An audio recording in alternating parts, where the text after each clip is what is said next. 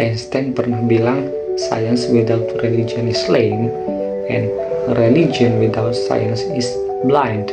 Artinya itu, sains tanpa agama itu pincang atau lumpuh, dan agama tanpa sains itu buta. Kalimat ini sering banget kita dengar, nah tapi dalam prakteknya kadang sulit.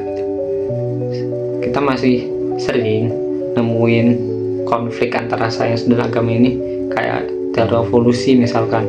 Banyak umat Islam yang merasa ini tuh ya bertentangan sama kisah Nabi Adam sebagai manusia pertama. Nah, karena konflik ini terus berlanjut dari masa ke masa, buku karya Dr. Zulfis yang judulnya Sains dan Agama, Dialog Epistemologi, Nidal Guesom dan Ken Wilber, jadi menarik buat kita bahas. Buku ini tuh membedah dua tokoh dengan latar belakang yang beda antara Islam dan Barat. Nih, tujuannya buat nyari tahu apakah bisa antara sains dan agama itu menjadi harmoni gitu. Kayak gitu. Terus kita langsung bahas ke tokoh pertama, yaitu Nidal Guesom. Kita mulai dari Nidal Guesom. Dia ini astrofisikawan muslim yang dia jadi dosen ngajar di salah satu universitas di Uni Emirat Arab, dan dia tuh punya keresahan yang simpel sih. Kenapa literasi sains umat Islam itu kok rendah banget ya? Dia ceritain ironi di sekolah-sekolah Islam gitu. Acara tahfiz sering diadanya gede-gedean, disambut meriah, tapi cuma ya hafalan aja tanpa ada pembedahan tentang tafsiran makna dari yang dihafalkan oleh anak-anak gitu. Sebaliknya, pameran sains itu cenderung sepi dan kurang meriah gitu. Terus siswanya juga kadang bawa pamer teknologi tapi nggak tahu apa konsep kerja dari teknologi yang dipamerkan gitu. Dan lebih parahnya lagi, Guesom bahkan ngadain survei dan menemukan bahwa banyak pemuka agama, bahkan akademisinya itu sendiri itu nolak fakta sains kayak evolusi, cuma karena dianggap nggak sesuai sama teks kitab suci. Padahal ya sains itu sebuah fakta yang bisa jadi dasar bagi teknologi yang ada sekarang, kayak vaksin dan obat-obatan di kedokteran itu banyak yang dasarnya adalah teori evolusi. Nah, untuk solusi, sebelum menawarkan solusi itu, Guesom ngeritik beberapa konsep dalam Islam tentang sains dan agama. Yang pertama itu ada yang ijazah ilmi, dan nolak mentah pandangan ini karena seolah cuma cocokologi ayat sama sains. Ini tuh bahaya karena kalau teori sainsnya berubah atau salah ya nantinya Al-Qurannya juga jadi salah dong, karena dianggap suatu mukjizat dari Al-Quran gitu. Kemudian konsep kedua adalah islamisasi ilmu, yang menurut Guesom ini malah bikin sains nantinya jadi bisa eksklusif pada peradaban tertentu saja, padahal sains itu ya universal untuk semua peradaban gitu. Kemudian ketiga, ada konsep dari sains sakralnya Syed Hussein Nasr. Nah, Guesom menganggap ini tuh nggak praktis buat kemajuan teknologi dan peradaban Islam karena fokusnya ya cuma ke spiritualitas gitu. Terus solusi dari Guesom adalah dia ngambil inspirasi dari pendekatannya Ibn Rushd. Intinya kebenaran wahyu dan kebenaran alam semesta itu nggak mungkin tabrakan, nggak mungkin. Jadi Al-Quran harus ditafsirkan ulang pakai metode yang dia sebut multi-level interpretation. Maksudnya tuh gini, sebuah ayat itu pasti punya lapisan makna yang luas dong. Kalau ada suatu fakta sains yang sudah terbukti secara objektif kayak teori evolusi, itu kayaknya kelihatan tabrakan sama teks agama, maka pemahaman kita terhadap teks agama itulah yang harus diperdalam atau dialihkan maknanya lebih metaforis lagi atau makna yang lebih lain lagi gitu biar lebih sesuai. Nah, sehingga agama itu nggak perlu juga ngurusin teknis alam dan metodologi sains, karena itu ya harus universal, tapi agama bisa ngasih makna dan nilai etis dari sains gitu. Nah, dengan cara ini umat Islam nggak perlu lagi tuh anti sains kayak nolak evolusi, karena sains itu justru bisa membantu kita memahami cara kerja ciptaan Allah tanpa merusak iman kita sendiri gitu. Lalu kita geser ke perspektif kedua dari Ken Wilber yang berlatar belakang peradaban di Barat, di Amerika gitu. Ken Wilber ini sering dijuluki sebagai Einstein-nya kesadaran karena ya pemikirannya tentang kesadaran manusia gitu. Dia sebenarnya nggak berangkat dari suatu agama tertentu kayak Guesom yang dari agama Islam. Dia tuh ngerangkum berbagai tradisi kebijaksanaan baik dari timur maupun barat gitu.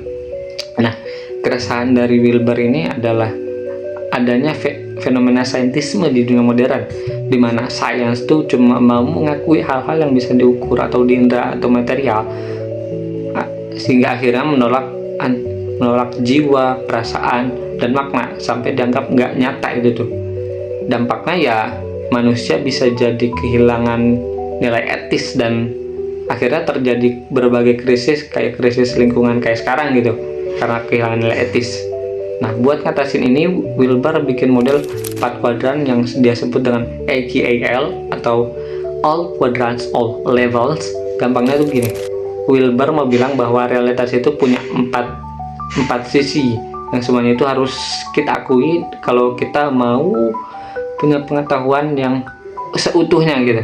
Nah, sisi kanan adalah sisi eksterior, yaitu ranah sains yang objektif yang bisa diindra gitu. Nah, sisi kanan ini terbagi menjadi dua. Ada kuadran kanan atas yang adalah ranah individual kayak bahas hal fisik seperti atom, sel, dan otak manusia. Dan kuadran kanan bawah adalah sisi kolektif yang bahas sistem yang lebih besar kayak sistem lingkungan, sistem sosial, atau bahkan sistem galaksi dan tata surya gitu. Itu adalah kuadran kanan yang bahas sisi objektif dari alam semesta. Nah, sedangkan sisi kiri adalah sisi interior manusia atau ranah subjektif yang ada di dalam kesadaran manusia. Nah, sisi kiri ini juga terbagi menjadi dua, yaitu kuadran kiri atas yang bersifat individual, bahas isi pikiran, bahas perasaan dan pengalaman batin individu manusia. Sedangkan kuadran kiri bawah itu membahas sisi kolektif dari atau intersubjektif dari manusia, bahas nilai budaya, etika kolektif, dan makna spiritual dalam suatu masyarakat gitu. Nah, kata Wilber, krisis dunia yang terjadi di era modern sekarang ini karena kita cuma fokus di sisi kanan ini aja nih yang sifatnya material dan objektif, tapi ngelupain sisi kirinya, itu sisi makna dan spiritual.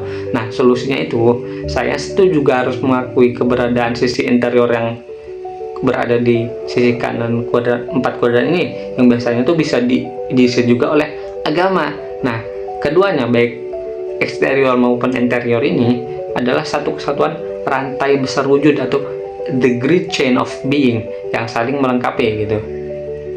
Maksudnya realitas itu ya bertingkat dari fisik, mental, hingga spiritual. Integrasi ini menurut Wilber adalah sangat penting supaya sains itu nggak jadi kering akan makna dan bisa aja jadi kejam kayak sekarang gitu kalau nilai etisnya dijaga, dan agama juga nantinya nggak akan jadi kaku dan anti rasionalitas gitu. Nah, kalau keempat kuadran ini berjalan barengan, kita nggak punya teknologi, nggak cuma punya teknologi yang canggih, tapi juga punya kearifan batin yang bisa menyelamatkan bumi kita ini gitu. Terus kita lanjut ke komparasi dan kritik dari kedua tokoh ini.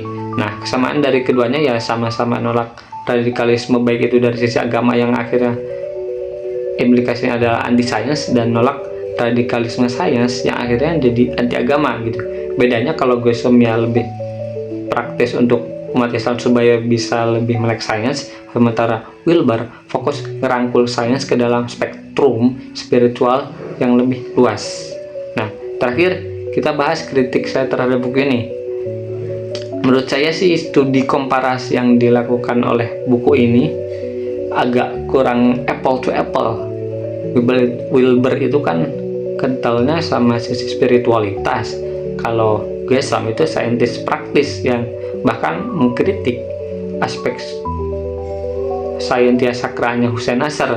Nah, harusnya kalau emang mau seimbang lebih baik kalau Ken Wilber dibandingin sama Hussein Nasr, karena keduanya yang sama-sama membahas sisi spiritualitas dari realitas dan ilmu pengetahuan kayak gitu. Terus alasan penulis ini tuh salah satunya kan ada ditulis, alasan penulis membandingkan mereka adalah karena sama-sama pakai istilah kuantum, dan itu menurut saya lemah banget karena istilah kuantum itu sebenarnya maknanya metaforis, bukan inti pemikiran mereka. Dan bahkan karena itu bukan inti pemikiran kedua tokoh ini, bahkan penulis sendiri nggak ngejelasin tuh apa maksud kuantum dari kedua tokoh ini gitu, dari pemikiran kedua tokoh ini apa maksud kuantumnya gitu. Nah, jadi itu sih sekilas tentang dialog epistemologi antara Guesom dan Wilber. Jadi kalau menurut kalian gimana ya, pakai cara Guesom yang lebih lebih praktis dengan reinterpretasi teks, atau cara Wilber yang pakai peta 4 kuadran tadi? Please kasih komen.